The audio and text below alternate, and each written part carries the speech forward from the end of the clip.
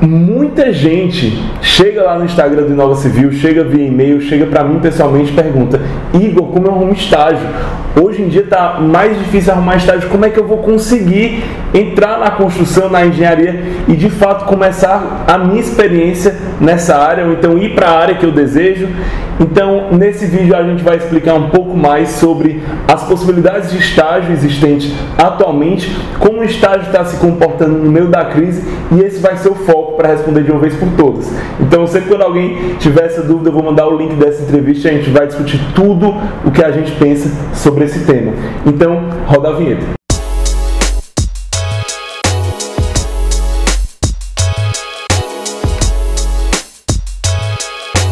Bora lá. E aí, tudo bem? Aqui é o Igor do Inova Civil e eu estou aqui com Alex Amarante, professor do Inova Civil, e a gente vai falar um pouco mais sobre estágio, Alex. Muita gente tem a dificuldade de conseguir estágio num momento complicado atualmente, a crise está... Todo mundo sabe o momento que está acontecendo, e eu queria discutir um pouco mais sobre a sua visão, eu vou expor também um pouco da minha visão sobre ganhar experiência no mercado da construção, da engenharia, da arquitetura, porque muitas pessoas tem aquela frase que o pessoal fala: poxa, Igor, mas o pessoal me exige experiência, sendo que eu quero conseguir experiência, mas eles já estão me exigindo, e fica aí numa dicotomia enfim.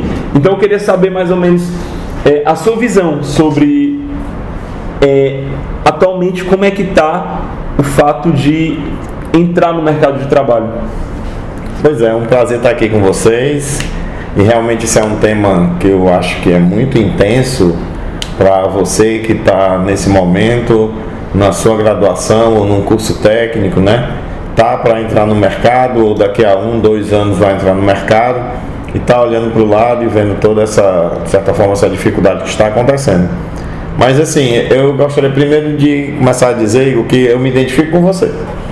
Porque eu me formei, aliás, eu me formei e entrei nessa parte de estudar a área de engenharia na década de 90. Né? Eu sou novo, você vê que eu sou novo, mas eu comecei bem cedinho, né? Jovem há mais tempo. Eu sou jovem há mais tempo e eu tenho experiência em juventude, então também tenho experiência em procurar estágio, né? Na década de 80 era parecido com a situação de hoje, mas de certa forma pior. Por que era pior? Porque na década de 90, né? Por que era pior? Porque na década de 90, pessoal, não existia algo realmente como o BIM, que era uma grande mudança na realidade da construção civil, seja na parte de planejamento, seja na parte de desenvolvimento de projetos, levantamento de quantitativos, orçamento, acompanhamento de obras, ou seja, o BIM ele transpassa tudo, né? Ele pode ir da concepção à operação, como provavelmente você já sabe. Mas naquela época a gente não tinha algo assim que estava transformando, era a mesmice, né? De décadas e décadas e continuando. E aí então assim, eu vou comentar com você o que aconteceu comigo, eu vou dar isso como exemplo, e depois vou citar outros exemplos. Mas o que aconteceu comigo foi o seguinte: eu logo cedo comecei a me meter, né, a me aventurar a fazer coisas que eu não sabia, né? E obviamente deixar de certa forma claro que eu não sabia, mas eu procurava me encostar em quem sabia fazer. E aí, Igor, o que foi que eu fiz, né? Eu comecei a conversar e me aproximar de professores. Então eu chegava para um professor, por exemplo, alguns eram na área de instalações de hidráulica, elétrica, outros eram na parte de orçamento de obras, outros eram de materiais de construção, etc.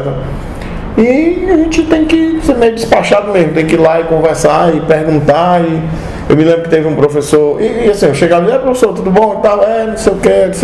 E, o senhor trabalha em que construtora? Não sei o que, não tem uma vaguinha lá não, né? E tal, eu podia participar de alguma coisa.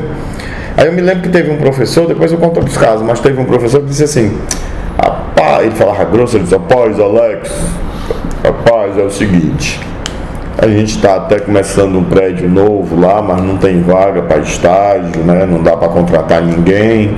Não sei se você já ouviu isso, meu amigo, mas é igual como a gente escuta hoje. Não dá para contratar ninguém. Disse: não, professor, eu vou de graça. Ah, não, de graça é outra coisa, né? Então assim, aí pronto, aí começou, entendeu? E nisso eu entrei lá, comecei a estagiar, era um edifício, um hotel, A vantagem de ser obra do hotel com obra rápida. Então, por exemplo, como já tem recurso definido e tal, e quanto mais cedo você termina, mais rápido fatura a rede, né?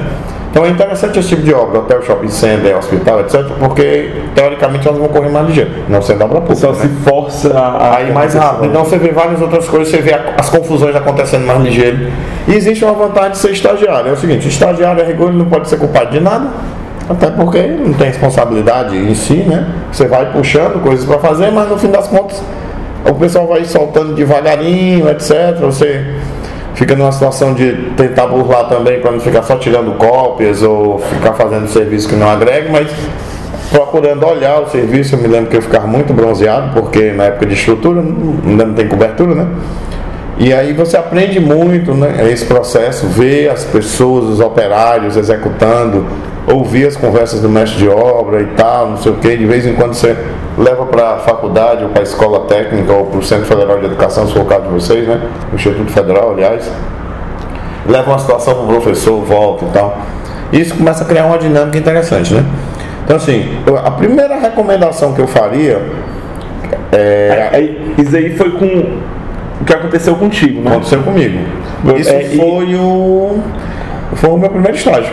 Foi o primeiro estágio, então tu começou a ir de graça, começou a fazer de graça e aos poucos depois começaram a pagar? Aos poucos foi o que aconteceu. Eu até acabei saindo para ir para outro local, mas foi engraçado porque eu saí de lá e acabei sendo contratado para trabalhar em outro local pagando. Você já tinha experiência? Exatamente, porque isso resolve que tem experiência, tem, na obra tal, não sei o que, etc, né? E o pessoal sabe que obra de hotel, shopping center, aeroporto, não sei o que, é uma armaria. Obra de shopping center, realmente ou você aprende ou você morre. Então você tem que se... É complicado e é tudo mudando. É porque é importante deixar claro por que é tão ligeiro, né? Um shopping center, um hotel. Porque um dia do hotel funcionando antes, isso. É um dia da inauguração, que é um dia de faturamento que o hotel podia estar como vendendo, né? O hóspede entrar lá. Então, se tu atrasa um mês, além do custo da obra aumentar, a receita diminui do hotel depois. Isso. Então fica uma confusão, por isso que tem essa pressão de loja, de shopping, de hotel. Shopping e hotel tende a ser mais, né? Isso. Mas aí depois você conseguiu e depois você se formou. E aí foi interessante porque assim, eu consegui sair, fui trabalhar em outro local e aí o engenheiro da obra, alguns meses depois me procurou porque eles estavam precisando fechar os quantitativos de um outro empreendimento. E aí ele disse: Alex, eu trouxe aqui para ti, para tu fazer aqui para a gente, que a gente não está confiando muito na informação que a outra pessoa tirou. Aí eu peguei e ainda fiz um serviço depois por fora, um a mais ainda para aquela empresa. E lá na frente ainda fiz outros, né? Porque você começa a criar relacionamentos. Tem muita gente que fala: Igor, mas no estágio é muito quem indica. E assim, é porque funciona em todas as áreas, não só na engenharia civil. Então o pessoal começou a te conhecer, aí vai passar: rapaz, quem pode fazer isso? Não, Alex. O cara nem vai atrás de fazer um processo seletivo e tal, porque é mais rápido, é mais fácil. É isso mesmo. Então, hoje em dia é muito complicado quando você se põe no lugar, muitas vezes, de universitário que está na faculdade, ele está com vontade de aprender, ele está com vontade ele está com medo de ficar durante a faculdade o tempo todo e não ter estagiado, e quando se formar, aí se formou sem experiência. Exato. E ele não pode mais estagiar. Exato. Aí entra essa complicação, e esse é um medo real que existe e é normal acontecer esse medo. Exato. Então, para a pessoa que não tem contato, funciona base de contato, beleza, mas para quem não tem contato, quem está sozinho ali na sala de aula, como é que a pessoa pode começar a ter os contatos ou começar a ter uma probabilidade a mais de conseguir estar? Eu vou explicar uma estratégia que eu passo pelo menos para os alunos que perguntam, né? A gente também não tem tempo de ficar falando para todo mundo, vou colocar isso para você. Imagina que eu não tenho contato nenhum, então só vou de casa para a faculdade, da faculdade para casa, né?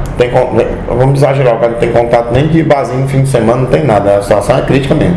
Então, obviamente, nós vamos precisar fazer um trabalho na sua sociabilização, mas enquanto isso, o que é que você tem que fazer? Primeiro, comece a se aproximar dos seus professores. Obviamente, se você é um péssimo aluno, não preste atenção nas aulas, tira nota baixa. Aí não temos como ajudar. Aí volta um passo, tá certo? Estude, melhore o desempenho, né? Chegue pro professor, mostre uma mudança, pergunte coisas da área dele, etc. Demonstre interessado. Demonstre interessado. Obviamente, você tem um leque de professores com um leque de disciplinas. Eu tenho certeza que algumas você não gosta, outras você gosta mais ou menos e outras você acha que gosta. Então começa assim, mexer mais naquelas que você gosta, porque em geral os professores que estão lá, eles são do mercado. Ou tem bons contatos no mercado. Pronto, então às vezes ele não pode nem ser a mudança, não pode ser nem ele que vai. Sim, ele o elemento mas fator, ele vai ser o primeiro passo. Ele vai ser o primeiro passo, exatamente. Porque às vezes ele te vê interessado em determinada área, que aí entra até um ponto que eu queria conversar um pouquinho depois, que é definir a área do estágio, né? Sim. Às vezes ele vê que você é muito interessado naquela área, algum amigo dele, porque ele é da área, algum contato dele fala, rapaz, eu estou no processo de seleção. Isso. Rapaz, eu tenho um aluno meu que ele é muito bom, que ele é interessado, que ele pode querer. Exatamente. Isso foi uma indicação, entendeu? Isso foi uma indicação. O jogo é muito de indicação, de tentar. Então, começa assim. Começa com os professores, certo? Aí vamos supor, o aluno ele teve... ele é um bom aluno, ou ele melhorou as notas, começou a mostrar interesse para os professores, e a partir daí, pronto, ele conheceu os professores. Não. E aí? Ok, vamos seguir um pouquinho na linha dos professores e depois vamos sair da linha dos professores, porque tem outro caminho para você também, né? Tem como trabalhar dois caminhos ao mesmo tempo. Esse, com relação aos professores, comece a puxar esse contato, essa conversa. Hoje, o que tem de material na internet para você acessar com relação a essa área, até para pegar mais algumas coisas, trocar ideia, mostrar ao professor, isso aqui, o que é que você acha, tal, não sei o que. Isso que parece um negócio interessante, alguma novidade, eu não entendi, ou eu não entendi bem, o senhor já viu isso, você já viu isso. Aí vai gerando essa conversa. E assim, vá descobrindo, não precisa chegar fazendo uma entrevista com o professor não, sabe? Vá assim, na medida dos encontros, vá conversando com ele, demonstre interessado. Demonstre interessado, mas não desesperado. Isso não é bom. Aí você vai conversando com ele e vai descobrindo onde é que ele está, onde é que ele atua e tal. Se você tiver disponibilidade até financeira para ir para um estágio sem remuneração, em algum momento que você julgar adequado, coloque isso para ele, como eu fiz, né? Na minha época. Mas existem outros caminhos. Vamos pegar um segundo caminho, que é um caminho que eu gosto muito. Hoje em dia, dependendo do lugar onde você está, da cidade em que você está, deve acontecer vários eventos, né? Palestras, encontros, simpósios, não sei o que. Alguns pagos e outros gratuitos. O que é que eu recomendo? Na medida do possível, participe de todos. Se você não puder participar de todos os pagos ou de nenhum pago, tente ficar antenado na sua faculdade. Está acontecendo. E outras faculdades. Porque assim, não precisa só, lembrando, não precisa ser só professor, mas quando a palestra acontece muito provavelmente, quando vai dar alguma palestra, muita gente vai depois ali conversar com você. E eu já conheci muito estudante, muita gente a partir dali, por ele ter vindo me procurar. Então, é realmente tentar se abrir, se forçar nessa primeira linha dos professores, não só com professores, mas com os profissionais da área.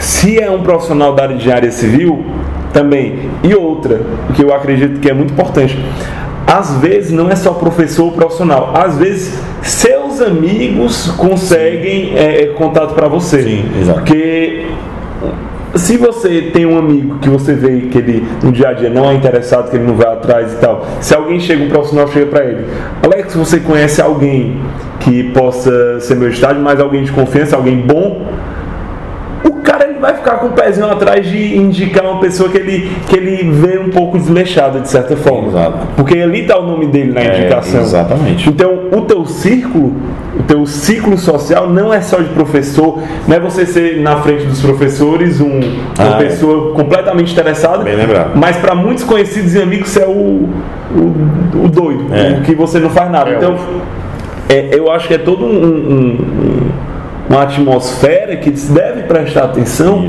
para que essas oportunidades comecem a surgir.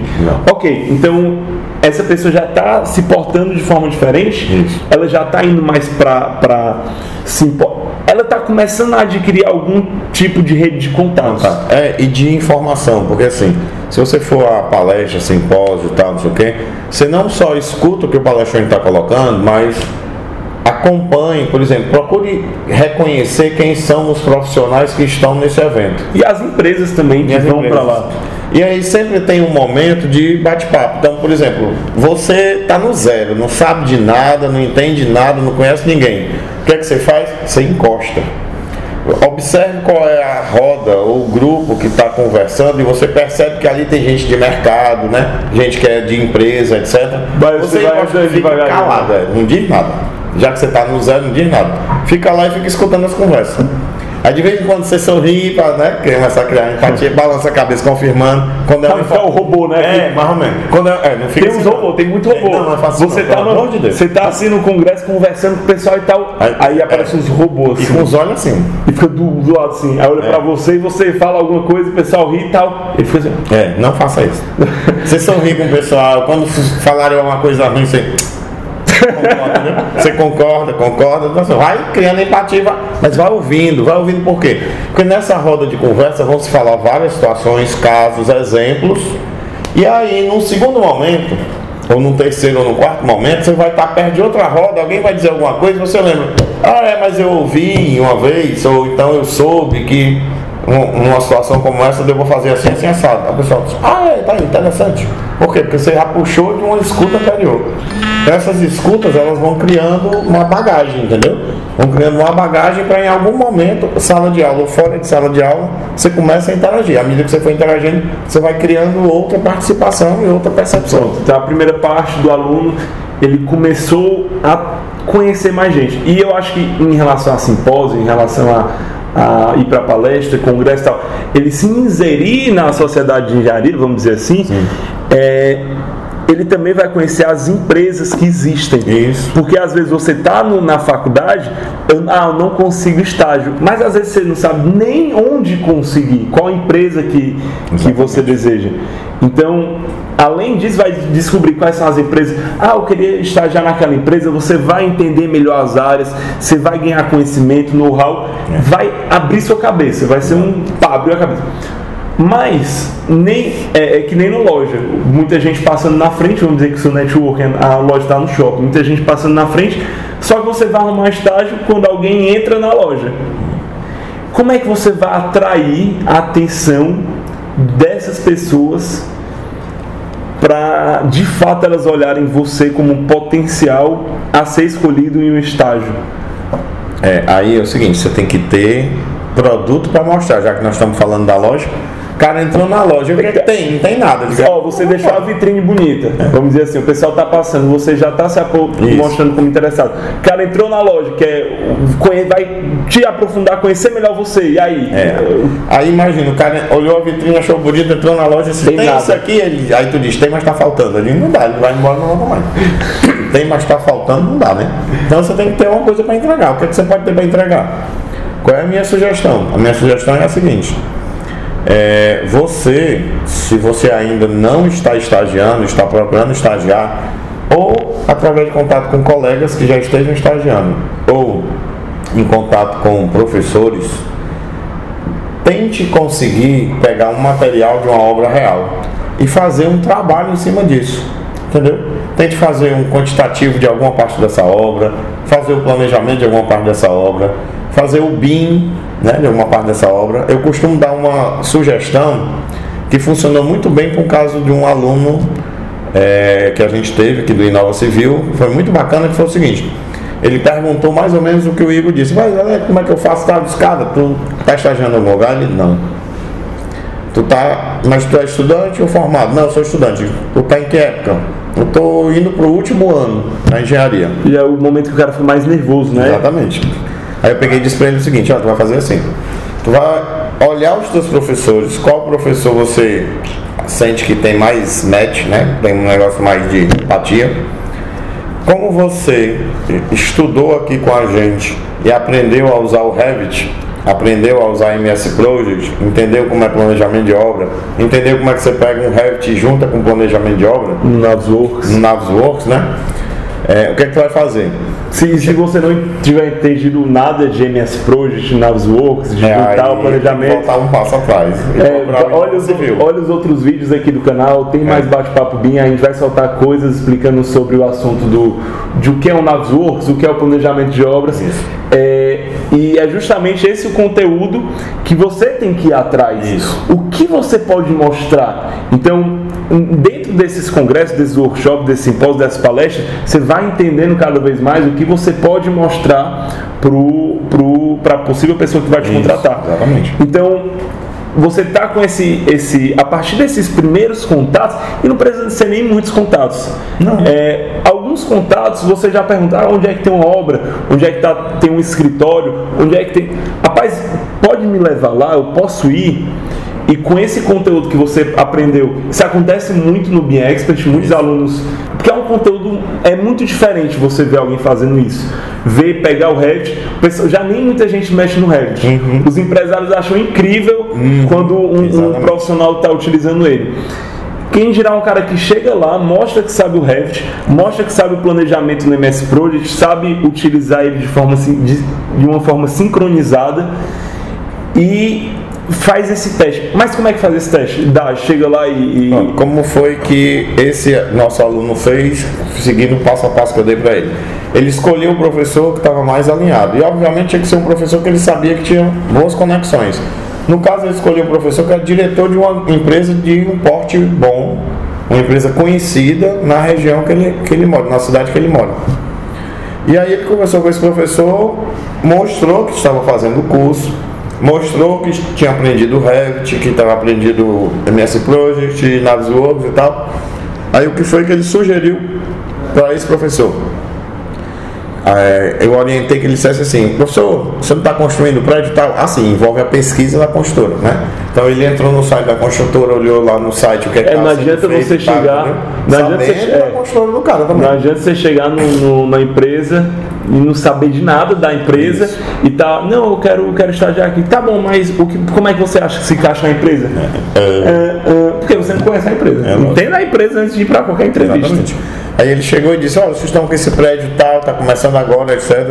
E aí eu queria fazer o seguinte, até para, ainda tem esse gancho, você sendo aluno, até para ser o meu TCC, né, meu trabalho de conclusão de curso. Eu queria pegar o pavimento tipo e modelar. TCC é legal. Porque aí o cara ainda vai, sente que está ajudando, e sente o professor, ele sente uma certa responsabilidade no sentido de contribuir, entendeu? Aí eu queria pegar o pavimento tipo e modelar todo e tal, pra gente ver interferências e pensar no ciclo de produção. E aí eu faria isso aí pra você, não sei o que mais lá. Deu certo. Fizeram, serviu pro TCC dele. Depois que ele entregou isso aí, o professor gostou. Então assim, o cara tinha a torre praticamente toda, mas não tinha parte de cima, não tinha parte de baixo. Foi o que aconteceu? Chamaram pra ele pra estagiar, pra trabalhar lá e fazer o complemento. Se você tiver a possibilidade, eu diria que é impossível acontecer isso. E se você tiver a possibilidade, lógico, eu entendo que nem todo mundo pode, mas começar um estágio não remunerado. Se for possível, vale a pena. Porque é meio que você se obriga a entrar lá dentro. E se não puder, não use isso como desculpa que você não pode, que não vai atrás. Continue indo atrás. Isso. Mais importante você olhar o seu currículo. Se você está enviando o currículo suficiente e não simplesmente fazendo que nem os panfletadores da rua, que dá uma coisa, você olha a massa e joga fora. Exato. Olha o seu currículo, se ele realmente está diferente, se ele realmente tem algo a agregar. Para entregar, para mostrar. Porque às vezes você fala, eu estou mandando meu currículo para todo mundo. Mas o currículo tem alguma coisa que te diferencia dos outros currículos que entram, dá uma vontade de pelo menos te chamar para uma conversa, para você mostrar o que você está fazendo.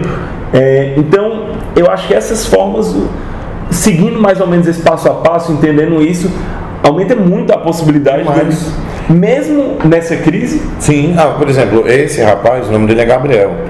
Ele ficou como estágio, depois se formou como engenheiro, começou a trabalhar como engenheiro, resolveu botar uma empresa para ele. Hoje ele trabalha com a empresa dele prestando serviço de planejamento e controle de obra.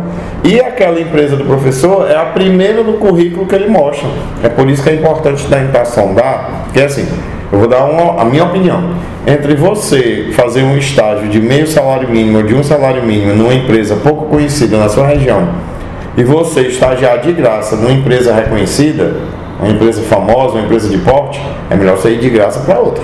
Porque depois, quando você botar no seu currículo, um ano depois, é um jogo, um ano e meio depois, isso é estratégico.